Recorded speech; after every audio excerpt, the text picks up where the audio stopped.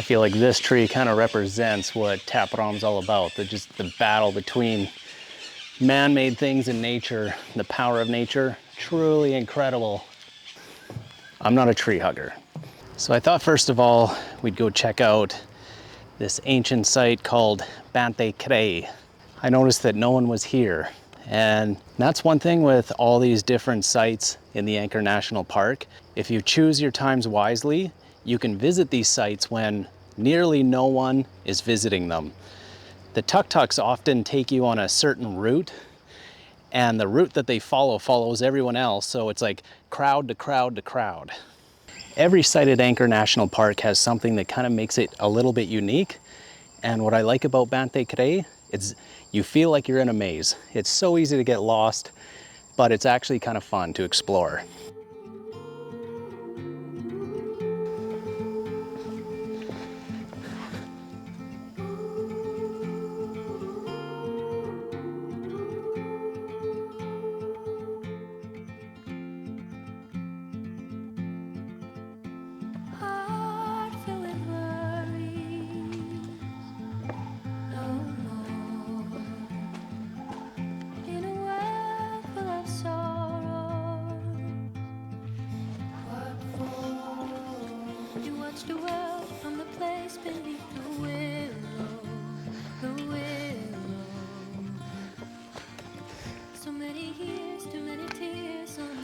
Okay, I'm gonna try and make my way out of these ruins.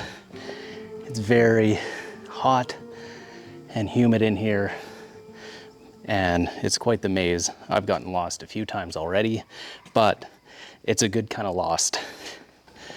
I wouldn't say this site is best known for its carvings or the detail in the carvings. There are some. They're not as intact as other sites. If that's what you're looking for, I would say Angkor Wat and Bayon are gonna have the best, clearest carvings and architecture. Definitely the best preserved. Okay, so we're gonna jump on the little puddle jumper bike, the little adventure bike that I like to call Gotham because it's all blacked out with cheap paint, and we'll head off to the next site.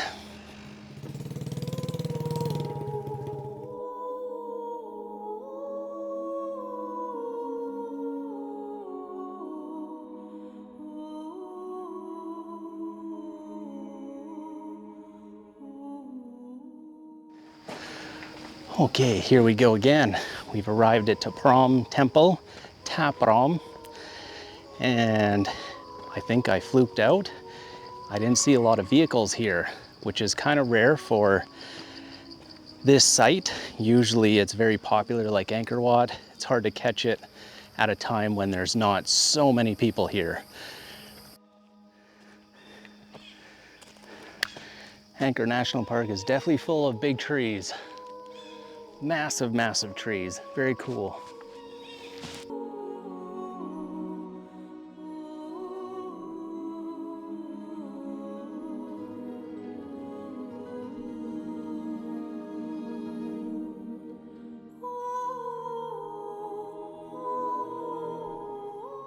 It does look like I'm gonna fluke out today.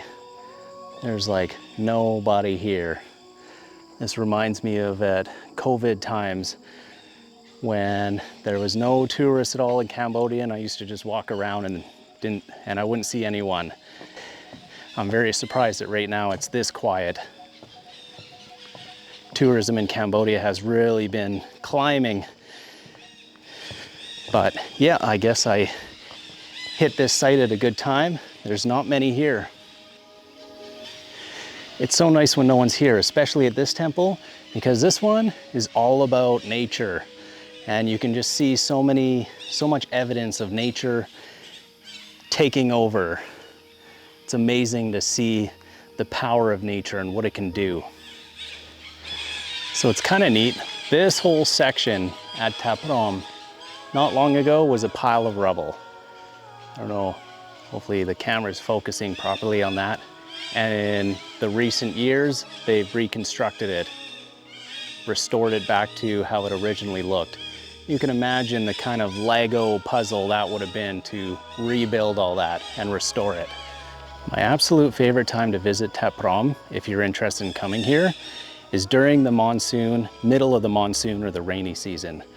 The reason why is everything goes from this kind of whitewashed color to becoming very green and mossy. The colors just become amazing. There's rich greens, rich reds. So I would recommend, if you wanted to visit these sites, middle to end of rainy season. I think, personally, my perspective, that is the best time to see it. It's pretty cool. Usually this tree has a lineup of people and you have to wait to get your picture. Because I'm basically here alone, no lineup. Just get to enjoy this beautiful tree in all its glory. Prohm definitely has lots of these different areas where there's like crumbled rubble of ancient ruins that have fallen down, deep, dark, mysterious hallways.